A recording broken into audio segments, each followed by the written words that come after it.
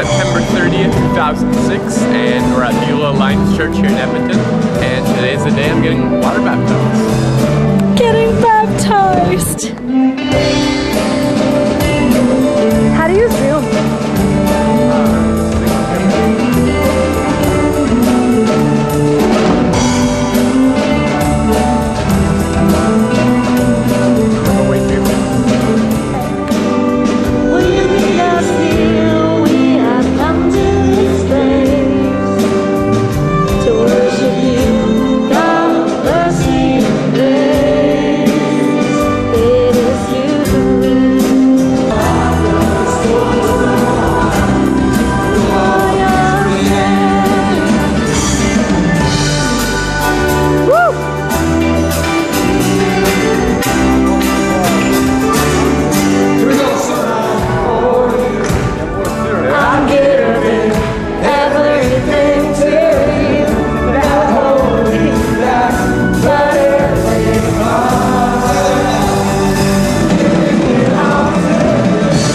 Let God work through you, maybe in the lives of somebody else. The reason they may not have come to church is because no one's invited them to church.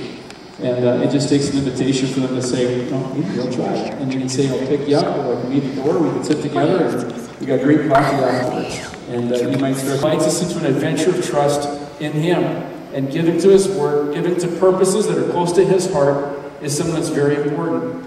As we've been going through this, I've been just amazed. I just find so much scripture that talks about this, and so many principles, and I know it's been just a healthy thing for me to go through.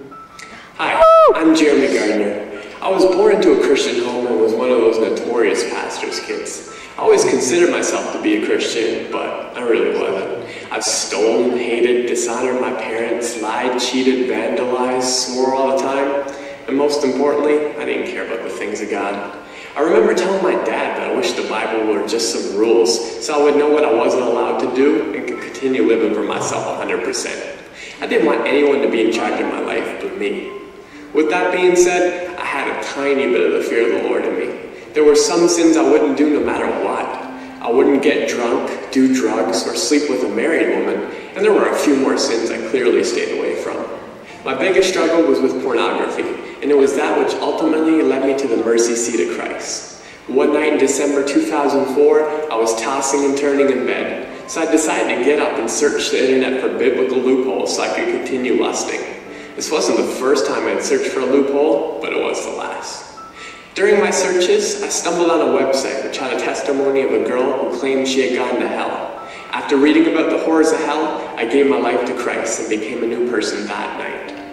Later, I found out that the testimony of the girl was not true, but Christ had already done His work in my life, and that's just evidence that He can use anything to change a person.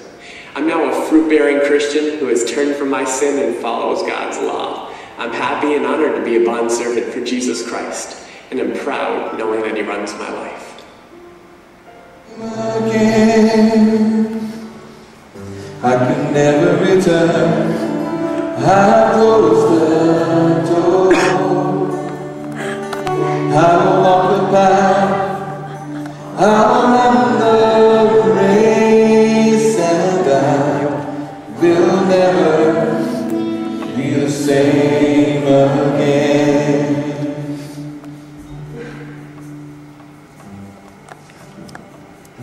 Jeremy, have you placed your faith in Jesus Christ as your forgiver of your sin, the leader of your life? I have. On your profession of faith, I baptize you in the Father, the Son,